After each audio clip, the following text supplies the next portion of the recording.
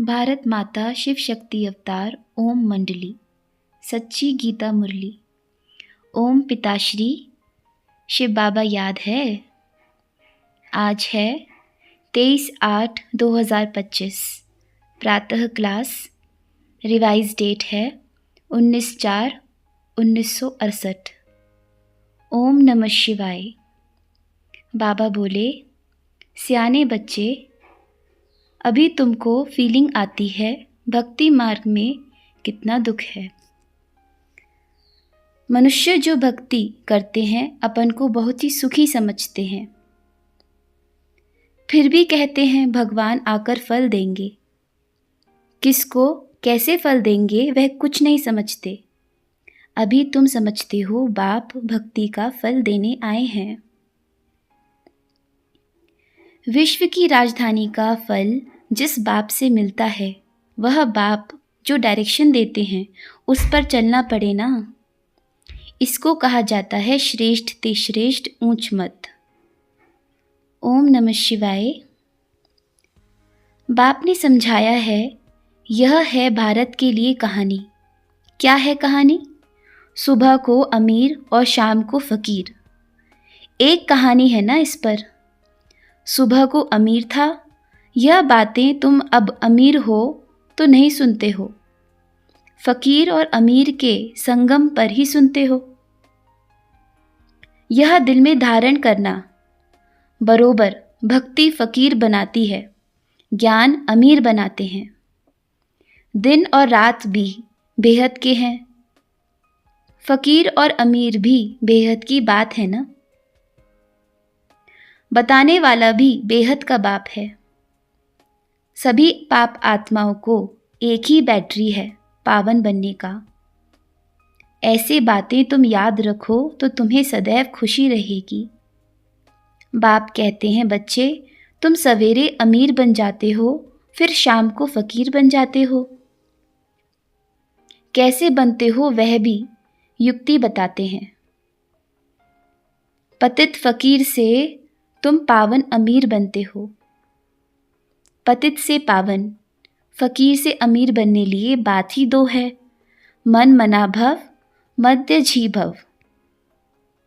यह भी बच्चे जानते हैं, यह है पुरुषोत्तम संगम युग। तुम जो भी यहाँ बैठे हो, निश्चय है तुम स्वर्ग के अमीर जरूर बनेंगे। बनेंगे भी नंबरवार पुरुषार्थ अनुसार। स्कूल में ऐसे होता है ना, नंबरवार क्लास ट्रांसफ़र होता है। इम्तिहान पूरा होता है तो दूसरी क्लास में नंबरवार जाकर बैठते हैं। वह है हद की बातें, यह फिर है बेहद की बातें। नंबरवार रुद्रमाला में जाते हैं। यह है ही मनुष्य सृष्टि का बीज। यह भी बच्चे जानते हैं झाड़ वृद्धि को कैसे पाता है, पुराना कैसे होता है। आगे तुम नहीं जानते थे, बाप ने आकर समझाया है। अभी यह है पुरुषोत्तम संगम युग। अभी तुम बच्चे को पुरुषार्थ करना है। अभी तुम बच्चों को पुरुषार्थ करना है। दैवी गुण भी धारण करनी है।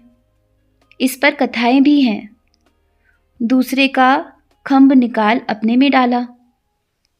खंभ है दैवी गुणों की, और कोई चीज़ डालने की नहीं है। अपने ऊपर ध्यान देना है। याद की यात्रा से ही पवित्र बनेंगे, और कोई उपाय नहीं। बाप जो सर्वशक्तिवान बैटरी है, उनसे पूरा योग लगाना है। उनकी बैटरी तो कब ढीली नहीं होती। वह सतो रजो तमो में नहीं आते हैं, क्योंकि उनकी तो कर्मातीत अवस्था है। तुम बच्चे कर्म बंधन में आते हो। कितने कड़े बंधन हैं। बाप के पास तो सभी समाचार आते हैं। बांधेलियां कितनी मार खाती हैं। बाप कहते हैं कि सिवाय याद की यात्रा और ज्ञान के कोई उपाय नहीं। ज्ञान भी हड्डियां नरम करती हैं। यूं भक्ति भी नर्म बनाती है। कहेंगे ये बेचारा भक्त आदमी है, इनमें ठगी आदि कुछ नहीं। परंतु भक्तों में ही ठगी भी बहुत होते हैं। बाबा तो अनुभवी है ना। आत्मा शरीर द्वारा धंधाधोरी करती है, तो इस समय इस जन्म का सभी कुछ स्मृति में आता है। 3-4 वर्ष से लेकर अपनी जीवन कहानी मनुष्य को जरूर याद रहनी चाहिए। कई भूल जाते हैं, 10-12 वर्ष की बात भी नहीं बता सकते। बुद्धि कहती है 4 वर्ष से लेकर सारी जीवन कहानी याद रहनी चाहिए। जन्म जन्मांतर का तो न नाम रूप न कुछ भी याद रह सकता है। एक जन्म का बता सकते हैं, फोटो आदि रखते हैं, दूसरा जन्म क्या लिया यह पता थोड़ी ही पड़ता है। शरीर तो फिर दूसरा मिल जाता है। हर एक आत्मा भिन्न भिन्न नाम रूप से पाठ बजाती है। नाम रूप से सब बदल जाता है। यह तो बुद्धि में है, कैसे एक शरीर छोड़ दूसरा लेते हैं। 84 जन्म, 84 नाम, 84 बाप बने हैं। अंत में फिर तमोप्रधान संबंध हो जाता है। इस समय जितना संबंध होता है उतना कभी नहीं होता। इस समय देखो किसको 8 बच्चे होंगे तो 8 भाई बहन होंगे। कलयुगी संबंध की बहुत ही वृद्धि होती है। इनको बंधन ही समझना चाहिए। कितने भाई होते हैं, फिर वह शादी करे, बच्चा पैदा करे। इस समय सबसे जास्ती संबंध होता है। चाचे, काके, मामे, जितने जास्ती बच्चे उतना ही जास्ती संबंध। एक ही बार 5-5 बच्चे भी पैदा होते हैं। अखबार में पढ़ा था ना, 5 बच्चे इकट्ठे जन्मे और 5 ही तंदुरुस्त। हिसाब करो कितना संबंध बढ़ता जाएगा। बहुत ही ढेर संबंध बनते हैं। इस समय तुम्हारा है सबसे छोटा, सिर्फ एक बाप से संबंध। दूसरा कोई से भी तुम्हारा संबंध नहीं है सिवाय एक बाप के। एक से ही संबंध है। सतयुग फिर इससे जास्ती। हीरे जैसा जन्म अभी तुम्हारा है। हाईएस्ट बाप बच्चों को अडॉप्ट करते हैं। जीते जी गोद में जाना वर्षा पाने लिए सो अभी ही होता है। तुम ऐसे बाप के गोद में आए हो जिससे तुमको स्वर्ग का वर्षा मिलता है। यह है सबसे ऊंच बेहद के बाप का वर्षा। तुम ब्राह्मण कुल से ऊंच कोई है नहीं। सभी का योग एक ही साथ है। तुम्हारा आपस में भी कोई संबंध नहीं। भाई बहन का संबंध भी तोड़ देते हैं। संबंध एक से ही होना है। यह है नई बात। पवित्र होकर वापस भी जाना है। ऐसे ऐसे विचार सागर मंथन करने से तुम बहुत ही रौनक में आएंगे। सतयुगी रौनक और कलयुगी रौनक में रात दिन का फर्क है। भक्ति मार्ग है ही रावण राज्य। पिछाड़ी में साइंस का घमंड भी कितना होता है। जैसे कि सतयुग से भेंट रखते हैं। कल कलकत्ते से समाचार आया था। बच्ची ने पूछा, अभी स्वर्ग में हो या नर्क में? तो 4-5 ने कहा, हम स्वर्ग में हैं। बुद्धि में भी रात दिन का फर्क पड़ जाता है। कोई समझते हैं हम तो नर्क में हैं। फिर समझाना पड़ता है, अगर नर्क में हो तो फिर स्वर्गवासी बनना चाहते हो? स्वर्ग कौन स्थापन करते हैं? यह बहुत मीठी मीठी बातें हैं। तुम नोट भी करते हो, परंतु वह कॉपी में ही नोट रह जाती है। समय पर याद नहीं आता। अभी पतित से पावन कैसे बनेंगे? पावन बनाने वाला पतित पावन परम पिता परमात्मा शिव ही है। वह कहते हैं मामेकम याद करो तो पाप कट जाएंगे। याद से कोई तो आमदनी होगी ना। याद की रस्म भी अभी से निकली है। बाप की याद से तुम कितने ऊंच स्वच्छ बन जाते हो। जितनी जो मेहनत करेंगे उतना ही अच्छा पद पाएंगे। बाबा से पूछ सकते हैं, कई पूछते हैं, बाबा हमारी बच्ची की दिल लगी है, अभी क्या करें? चाहते हैं लव मैरिज करें। बाप कहते हैं ऐसा है तो फिर तुमको खर्चा करने की दरकार नहीं। उनका लव मैरिज है, तुम क्यों खर्चा करते हो? वह जाने आपस में। इस हालत में उनकी कोई दवाई नहीं। इससे तो छूटना बड़ा ही मुश्किल है। यहाँ तो इस समय यह बाप तोड़ने वाला ही बहुत तीखा है। सामने कोई आते हैं तो राय दी जाती है, फिर झगड़े भी घर में बहुत हो पड़ते हैं। हर हालत में झगड़ा, विकार के लिए, धन के लिए, जमींदारी के लिए झगड़ा। कोई मर जाते हैं लिख पढ़ करके, नहीं जाते हैं तो फिर झगड़ा हो पड़ता है। अगर स्त्री के नाम पर होगा और बच्चा जीता होगा तो भी मामला बढ़ जाता है। मारने की भी युक्ति निकाल लेते हैं। यहाँ तो कोई संबंध है नहीं, सिर्फ एक बाप, दूसरा ना कोई। बाप तो है बेहद का मालिक, बेहद के बच्चों को सेटिस्फाई करते हैं। बात तो बड़ी सहज है। उस तरफ है स्वर्ग, इस तरफ है नर्क। स्वर्गवासी अच्छे व नर्कवासी अच्छे। कोई तो कह देते हैं नर्कवासी या स्वर्गवासी, इन बातों में हमारा क्या जाता।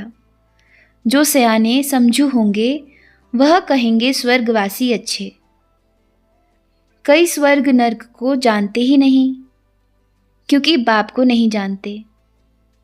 बाप की गोद से निकल फिर माया की गोद में चले जाते हैं तो ज्ञान खलास हो जाता है। वंडर है ना? बाप भी वंडरफुल है, ज्ञान भी वंडरफुल है, सभी वंडरफुल। इन वंडर्स को समझने वाला भी ऐसा चाहिए जिसकी बुद्धि उस वंडर में भी लगी रहे। रावण तो वंडर नहीं है, रात दिन का फर्क है। शास्त्रों में तो क्या क्या लिख दिया है। काली दह से निकला, फिर सर्प ने डसा, काला हो गया। अभी तुम अच्छी रीत समझा सकते हो। कृष्ण के छोटे चित्र में लिखत बड़ी अच्छी है और यह चित्र पड़े भी हैं। यह तो बच्चे जानते हैं, बहुत ही छपाए थे। तो कहते थे बाबा 10,000 क्यों छपाते हैं? बाबा कहते हैं बच्चों की वृद्धि होती जाती है, भाषाएं भी वृद्धि को पाती रहती हैं। आगे चलकर शायद 20,000 छपानी पड़े। बाबा तो बच्चों के लिए ही छपाते हैं। कृष्ण के चित्र को उठाकर कोई पढ़े तो भी रिफ्रेश हो जाए। 84 जन्मों की कहानी है, जैसे कृष्ण के वैसे तुम। स्वर्ग में तो तुम भी आते हो ना, त्रेता में भी आते रहते हैं। ऐसे नहीं त्रेता में जो राजा होते हैं वह त्रेता में ही आएंगे। पढ़े के आगे अनपढ़े जो फेल होते हैं उनको भरी ढोनी पड़ेगी। यह ड्रामा का राज बाप ही जान सकते हैं। अभी तुम समझते हो तुम्हारे मित्र संबंधी आदि सभी नर्कवासी हैं, वैशाल्य के रहने वाले हैं। हम पुरुषोत्तम संगम युगी हैं, अभी पुरुषोत्तम बन रहे हैं। बाहर में रहने में और यहाँ 7 रोज रहने में बहुत फर्क पड़ता है। हंसों की संग से निकल फिर बगुलों के संग में चले जाते हैं। बहुत बिगाड़ने वाले भी होते हैं। समाचार तो सभी बाबा के पास आते हैं ना। बहुत बच्चे मुरली की भी परवाह नहीं करते। बाप समझाते हैं ऐसी गफलत नहीं करनी चाहिए। तुमको तो ऐसा खुशबूदार फूल बनना है। मीठे मीठे बच्चों को रोज समझाते हैं। सिर्फ एक ही बात तुम्हारे लिए काफ़ी है, याद की यात्रा। यहाँ तुमको संग तो ब्राह्मणों का ही है। कहाँ तुम ऊंचते ऊंच, कहाँ वह नीच। बहुत बच्चे लिखते हैं बाबा बगुलों के झुंड में हम हंस क्या करेंगे। कांटा ही लगाते रहते हैं। कितनी मेहनत करनी पड़ती है निकालने के लिए। बाबा की श्रीमत पर चलने से पद भी ऊंच मिलेगा। हंस होकर रहो, बगुलों के संग में बगुला ना बन जाओ। आश्चर्यवत कथंती सुनंती, यह गायन है ना। कुछ ना कुछ थोड़ा बहुत अंदर में नॉलेज हो तो स्वर्ग में तो आएंगे ना, परंतु कितना फर्क पड़ जाता है। सजाएं भी बहुत कड़ी खाएंगे, वह तो होते हैं ऑर्डिनरी सजा। यह तो 100% जास्ती सजा मिलती है। बाप कहते हैं, तुम मेरी मत पर ना चल, पतित बनते हो तो 100 गुना दंड पड़ जाता है, फिर निंदा कराते हो। बगुलों तरफ गए तो वह खुश होंगे, तो ऐसे पर फिर दंड बहुत पड़ जाता है। चंडाल का जन्म, वह भी तो चाहिए ना। राजाई स्थापन हो रही है ना, यह बातें भी बच्चे भूल जाते हैं। यह भी याद रहे तो भी ऊंच पद पाने लिए पुरुषार्थ करे। नहीं करते हैं तो समझा जाता है एक कान से सुना और दूसरे से निकाला। बाप से योग है नहीं, बगुलों के साथ हैं। यहाँ रहते भी बुद्धि योग बाल बच्चों तरफ चली जाती है। बाप तो कहते हैं सभी कुछ भूल जाना है, इसको कहा जाता है वैराग्य। उसमें भी परसेंटेज है, कहाँ ना कहाँ ख्यालात चली जाती है। लव मैरिज में भी बहुत लव हो जाता है तो बुद्धि लटक पड़ती है। बाप रोज समझाते रहते हैं, इस पुरानी दुनिया में रहते हुए इनको भूल जाओ। इन आँखों से तुम जो कुछ देखते हो यह सभी खत्म हो जाना है। बुद्धि का योग नई दुनिया में रहे। बेहद की नई दुनिया के बेहद के संबंधों से बुद्धि योग रखना है। यह माशूक भी वंडरफुल है। भक्ति मार्ग में तुम गाते आए हो, आप जब आएंगे तो हम आपके सिवाय किसको याद नहीं करेंगे। अभी मैं आया हूँ, तुम मुझे ऐसे कहते थे ना भक्ति मार्ग में, तो अभी और सभी तरफ से बुद्धि हटाना पड़े। यह सभी जैसे मिट्टी में मिल जाना है। तुम्हारा जैसे मिट्टी के साथ बुद्धि योग है, मेरे साथ बुद्धि योग होगा तो मालिक बन जाएंगे। बाप कितना समझदार बनाते हैं। मनुष्य थोड़े ही जानते हैं कि भक्ति क्या है, ज्ञान क्या है। अभी तुमको ज्ञान मिला है तब भक्ति को भी समझते हो। अभी तुमको फीलिंग आती है भक्ति मार्ग में कितना दुख है। मनुष्य तो भक्ति करते हैं, अपन को बहुत ही सुखी समझते हैं, फिर भी कहते हैं भगवान आकर फल देंगे। किसको कैसे फल देंगे वह कुछ नहीं समझते। अभी तुम समझते हो बाप भक्ति का फल देने आए हैं। विश्व की राजधानी का फल जिस बाप से मिलता है, वह बाप जो डायरेक्शन देते हैं उस पर चलना पड़े ना। इसको कहा जाता है श्रेष्ठ ते श्रेष्ठ ऊंच मत। मिलती तो सभी को है ना, फिर कोई चल सकते हैं कोई नहीं चल सकते हैं। बेहद की बादशाही स्थापन होती है। तुम अभी समझते हो हम क्या थे, अभी क्या हालत है। माया एकदम नीचे गिरा देती है। यह तो है जैसे कि मुर्दों की दुनिया। बाप खुद कहते हैं यह है घमंडों की दुनिया। भक्ति मार्ग में तुम जो सुनते थे सभी सत्य सत्य करते थे। अभी तुम कहाँ सत्संग आदि में जो कुछ सुनेंगे तो हंसते रहेंगे। यह सभी तो आधी अधूरी बातें ही सुनाते रहते हैं। सच तो एक बाप ही सुनाते हैं, तो जैसे कि बाप को याद भी करना चाहिए। यहाँ कोई बाहर वाला बैठा हो तो उनके समझ में नहीं आएगा, कहेंगे पता नहीं यह क्या सुनाते हैं। सारी दुनिया कहती है आत्मा सर्वव्यापी है, यह कहते हैं वह बाप है। कांध से नाना करते रहेंगे, तुम्हारे अंदर से हाँ हाँ निकलती रहेगी, इसलिए नए को अलाउ नहीं किया जाता है। अच्छा, मीठे मीठे सिकी लदे बच्चों प्रति रूहानी बाप दादा का याद प्यार और गुड मॉर्निंग। रूहानी बच्चों को रूहानी बाप का नमस्ते। हम बच्चों की रूहानी माता पिता बाप दादा को शुभ प्रभात और नमस्ते। आज का वरदान है लास्ट सो फास्ट पुरुषार्थी भव। वर्तमान लास्ट समय का फास्ट पुरुषार्थ है एक ही साथ डबल कार्य करना, स्वयं और अन्य आत्माओं की साथ साथ सेवा हो।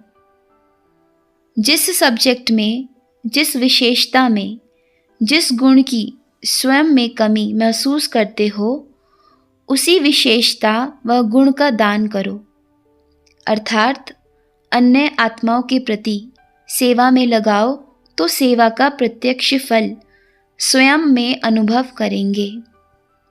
अभी स्व और दूसरों प्रति अलग समय कहाँ है? अच्छा, ओम नमः शिवाय।